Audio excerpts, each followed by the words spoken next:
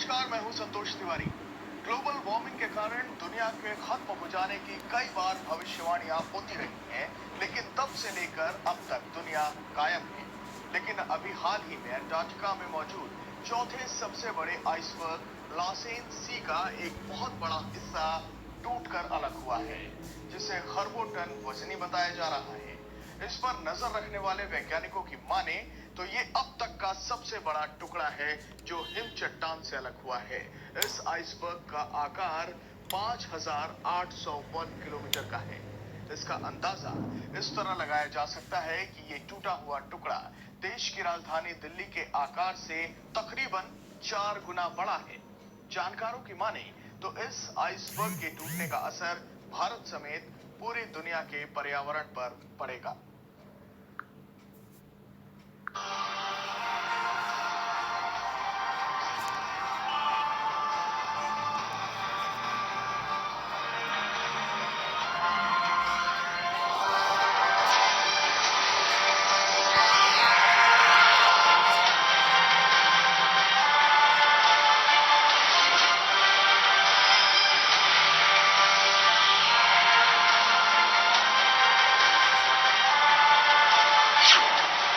Antarctica में टूटा विशाल iceberg.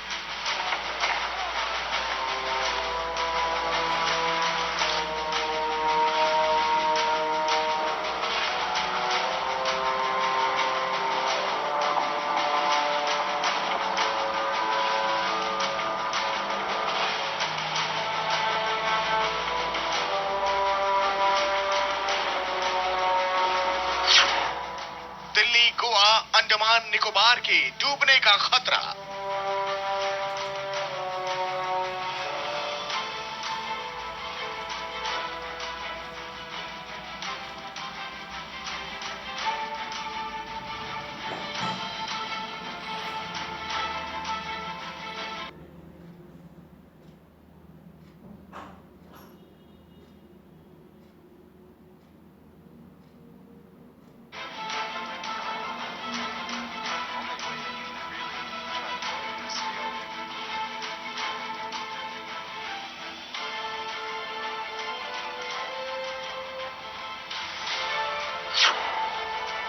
America का न्यूयॉर्क भी चढ़ सकता है आइसबर्ग की भेंट।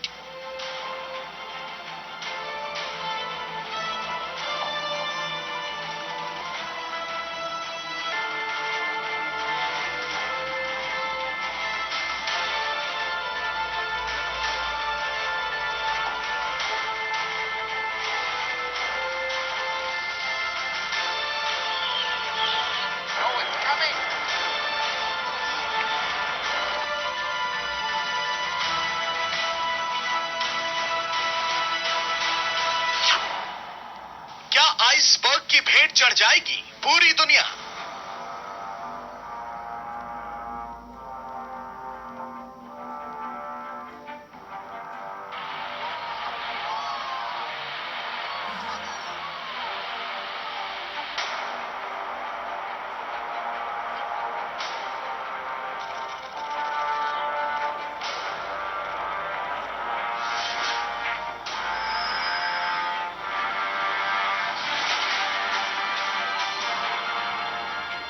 वैज्ञानिकों ने कहा है कि करीब 1 खरब टन का आइसबर्ग कई महीनों के पूर्वानुमान के बाद एंटार्कटिका से टूटकर अलग हो गया है और अब दक्षिण ध्रुव के आसपास मौजूद जहाजों के लिए एक गंभीर खतरा बन सकता है, क्योंकि इस आइसबर्ग के टूटने से एंटार्कटिक पेनिनसुला का पूरा परिदृश्य ही बदल चुका है।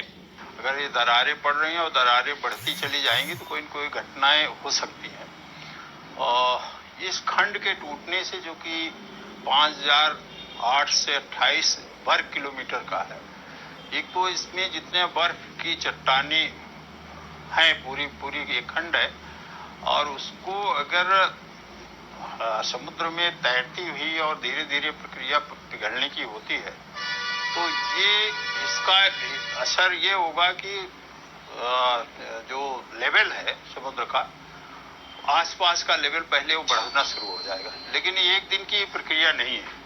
दरअसल ये जो हिमखंड टूटा है, ये मतलब जहाजों के लिए खतरा कहना तो बहुत मामूली बात होगी, दरअसल ये खतरा जो है एक बहुत बड़े खतरे को इंडिकेट कर रहा है, जो एक्सीडेंट जिसको आप टूट कह रहे हैं।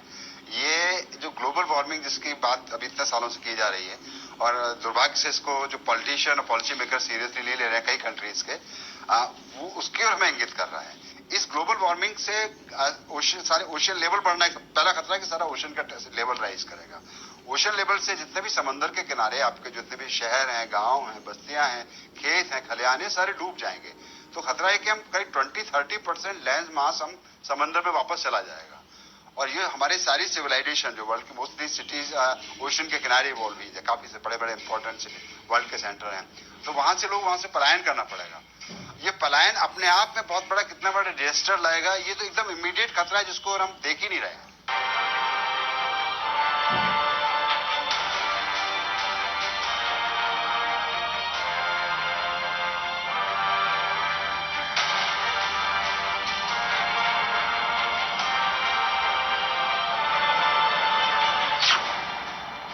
लार्सन सी बर्फ की चट्टान से टूटकर अलग हुए आइसबर्ग का आकार 5,800 वर्ग किलोमीटर है।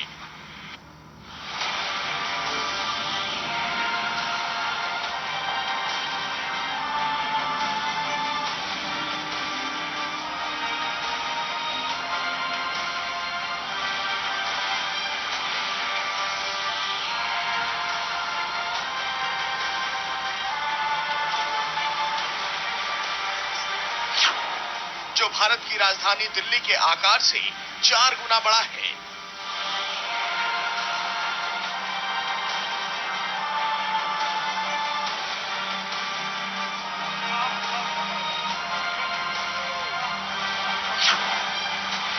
वहीं गोवा के आकार से 1.5 गुना बड़ा और अमेरिका के न्यूयॉर्क शहर से 7 गुना ज्यादा है। अगर देखा जाए तो जब भी बर्फ पिघलती है और पिघलने से उससे जलवायु परिवर्तन पर भी बड़ा असर होता है, और एक दिन में ही ये बर्फ नहीं पिघलती है। इसका असर ये भी होता है कि बहुत छोटे छोटे वाष्पीकरण भी होता है। वाष्पीकरण तो किसी भी टेम्परेचर पर होता है, तो उसके साथ साथ ही अगर ये समुद्र के पानी के उस पर टेम्परेचर पर, तो इसका पिघलना बहुत तेजी से प्रारंभ हो जाएगा। तो इसके आसपास रहने वाले द्वीप में इसका बहुत बुरा असर पड़ने वाला है। 2/3 ऑक्सीजन का लॉस सबसे बड़ा खतरा है, क्योंकि अगर ओशन में टेम्परेचर बढ़ने से डिजोल्व गैसेस की क्वांटिटी बढ़ेगी, उसमें कार्बन डाइऑक्साइड की मात्रा भी काफी होगी।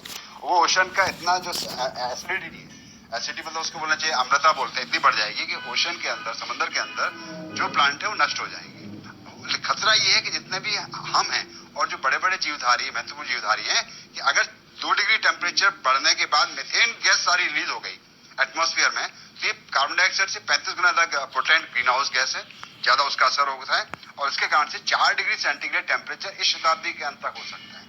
और ये 4 डिग्री बढ़ने का मतलब ये है कि धरती पर मौजूद कम से 95% जीव जातियां नष्ट हो जाएंगी। ये उतना ही बड़ा डिजास्टर है, ऐसे आज से करीब 200 या 300 मिलियन ईयर पहले, जिसको परमियन एक्सटिंक्शन कहते हैं, उस टाइम हुआ था। गौरतलब है कि अंटार्कटिका में हमेशा हिमशैल अलग होते रहते हैं, लेकिन ये दूसरे आइसबर्ग की तुलना में खास तौर पर काफी बड़ा है।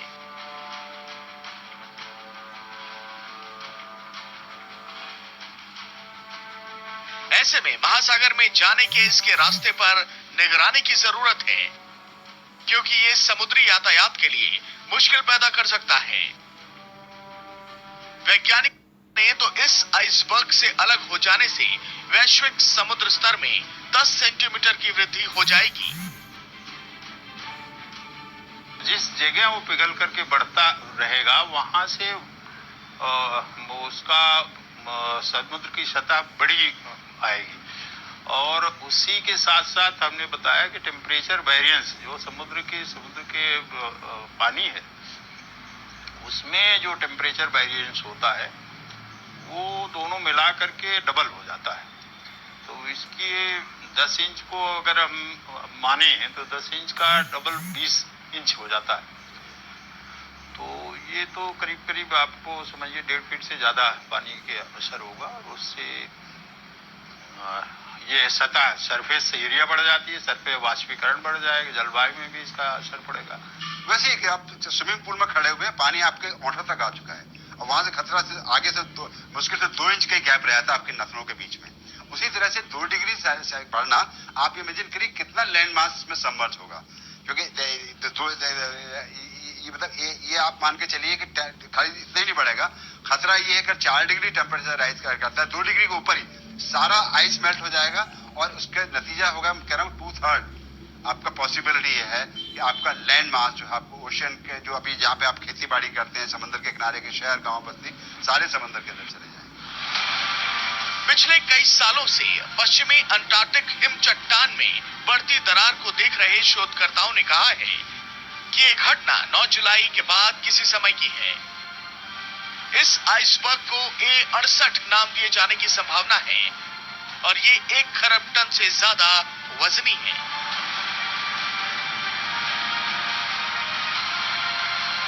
यही नहीं, इसका विस्तार सबसे बड़ी लहरों में से एक लेक इरी के विस्तार से 2 गुना ज्यादा है, जबकि लार्सन A और B पहले ही ढह चुके हैं। वैज्ञानिकों के मुताबिक समुद्र स्तर पर इस हिमखंड के अलग होने का तत्काल कोई असर नहीं पड़ेगा, लेकिन लार्सन सी हिम चट्टान के फैलाव को यह 12% तक कम कर देगा। लार्सन ए हिम चट्टान और लार्सन बी हिम चट्टान साल 1995 और 2002 में पहले ही ढहकर खत्म हो चुके हैं।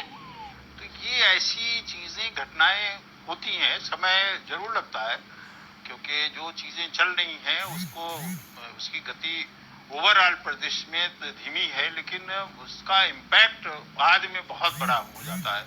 आज देखें पूरे विश्व में जो देखा जाए तो दक्षिणी अफ्रीका में सहारा डेजर्ट में अगर आप देखें, वहां बर्फबारी हो रही है। अरब कंट्री में अगर बर्फबारी हो रही, चाइना में ऐसी जगह जहां सूखा, या कहिए हमारे राजस्थान जैसे अगर बर्फबारी होती, तो ये कोई अजूबा नहीं कर सकते। जहां चक्रवाती चीजें अगर गर्म होगा, वहां चक्रवाती, अगर ऊपर हमारे वाष्पीकरण से तमाम कण पड़े हुए हैं, वो तुरंत बारिश करेंगे और तूफान आएगा। वैज्ञानिकों ने इस हिमखंड के अलग होने के पीछे कार्बन उत्सर्जन को बड़ी वजह बताया है।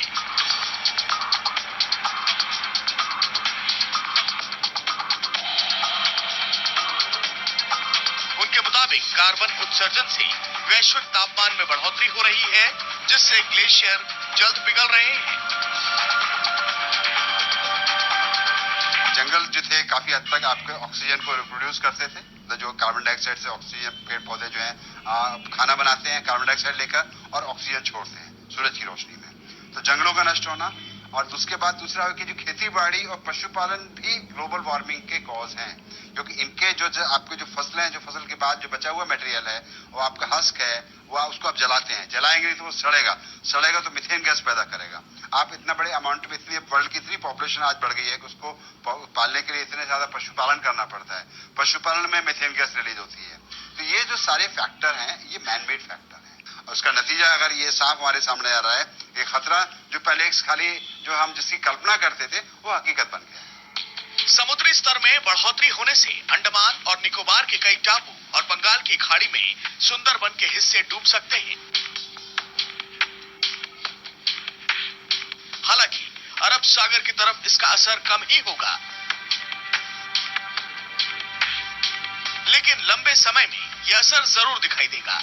भारत की 7,500 किलोमीटर लंबी तटीय रेखा को इससे बड़ा खतरा हो सकता है। कैसे बचा जाता है, काफी मुश्किल सवाल है, क्योंकि उसके लिए हमको पूरे अपनी लाइफस्टाइल चेंज करनी पड़ेगी, और हमारा जो पूरा एक गोल है सिविलाइजेशन का, कि ऐसा डेवलपमेंट जो मानव के हित में नहीं है। अभी सारे डेवलपमेंट का एक ही आइडिया है कि हमारे दुनिया के सारे देशों में कि हमको जीडीपी बढ़ानी है। जीडीपी क्यों बढ़ानी है और कितनी जीडीपी हम अफोर्ड कर सकते हैं, ये हम कभी नहीं सोचते हैं, क्योंकि जीडीपी बढ़ाने का मतलब है कि आपको ज्यादा इंडस्ट्रियलाइजेशन करना पड़ेगा, ज्यादा पावर कंजम्पशन करना पड़ेगा, और पावर कंजम्पशन ही सबसे बड़ा सोर्स है ग्लोबल वार्मिंग का।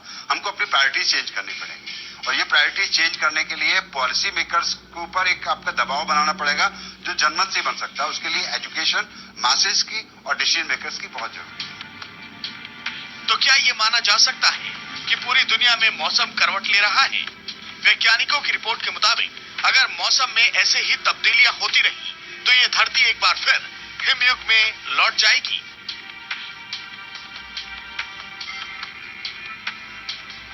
बारिश, सूर्य की किरणें, हवा, नमी और तापमान ये ऐसे कारक हैं जो किसी भी स्थान की ऋतु को प्रभावित करते हैं। ये परिवर्तन पृथ्वी के अस्तित्व में आने के समय से ही हो रहा है।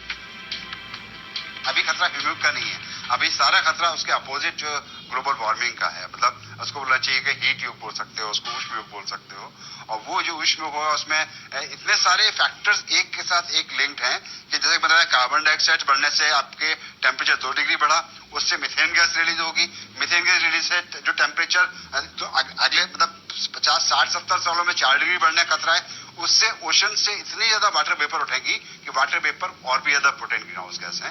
तो ये जो पूरा एक चेन रिएक्शन है जो कैस्केडिंग इफेक्ट है, इस कैस्केडिंग इफेक्ट का एक एग्जांपल हमारे सोलर सिस्टम में शुक्र ग्रह है कि जो शुक्र ग्रह धरती के जितने ही साइज का है, सूर्य से थोड़ा सा पास है।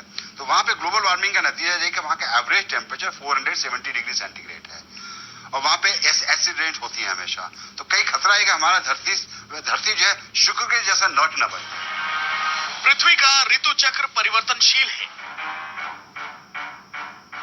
प्राकृतिक रूप से उसके चक्र में लगातार परिवर्तन होता रहता है।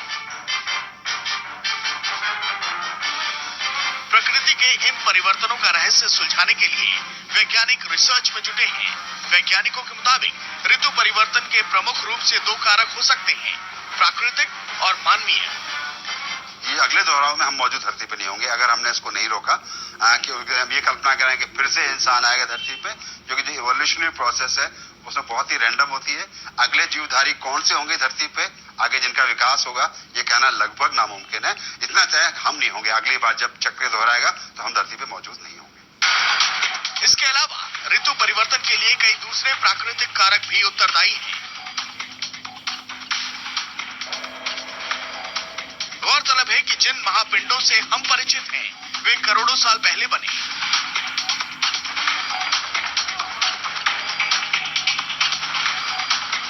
जब पृथ्वी के अलग अलग भाग धीरे धीरे अलग होने लगे थे, पृथ्वी के इस विखंडन का प्रभाव मौसम पर भी पड़ा, क्योंकि इसने भौतिकी विशेषताओं और जल निकायों का स्थान बदल दिया। यही नहीं, इसका असर समुद्र की लहरों और हवा के बहाव में भी हुआ। वहीं जलवायु परिवर्तन पर चल रही बहस में पृथ्वी का तापमान बढ़ने की चर्चा के बीच शायद ये सोचना मुश्किल है कि पृथ्वी फिर बर्फ की चादर में लिपट सकती है। समुद्र तल से निकाले गए सूक्ष्म जीवाश्मों का अध्ययन कर रहे वैज्ञानिकों के मुताबिक पृथ्वी को लाखों साल तक प्रभावित करने वाले बर्फ के बढ़ने और घटने के चक्र के बारे में काफी कुछ जानना बाकी है। पृथ्वी पर बर्फ के बढ़ने वाले समय को वैज्ञानिक ग्लेशियल्स कहते हैं और गर्म मौसम की अवधि को इंटरग्लेशियल्स कहा जाता है।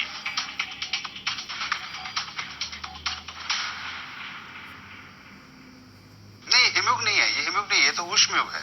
जैसे उष्म युग में टेम्परेचर इतना बढ़ जाएगा कि उसका मतलब अभी जब 2 डिग्री में आप फैक्ट देखेंगे कि जो काफी बड़ी वर्ल्ड की पॉपुलेशन ओल्ड एज पीपल की है और बच्चों की है, ये जो इनका सफरिंग होगा आप किसकी इमेजिन नहीं कर सकते हो। कितने नए किस्म के बैक्टीरिया एक्टिव हो जाएंगे, कितने नए किस्म के वायरस जो भी दबे पर डोरमेंट है वो एक्टिव हो जाएंगे, नए स्पीशीज का इवोल्यूशन होगा जिनके लिए हमारी बॉडी में कोई रेजिस्टेंस नहीं है। तो ये सारे खतरे इसमें उष्म युग के खतरे हैं, जो ग्लोबल वार्मिंग के खतरे हैं और जिनकी कल्पना करना भी अभी लगभग नामुमकिन है। वहीं कुछ वैज्ञानिकों का यह मानना है कि इस तरह वातावरण में छोड़े जाने वाले कार्बन डाइऑक्साइड गैस के कारण पृथ्वी बहुत से परिवर्तन झेल रही है।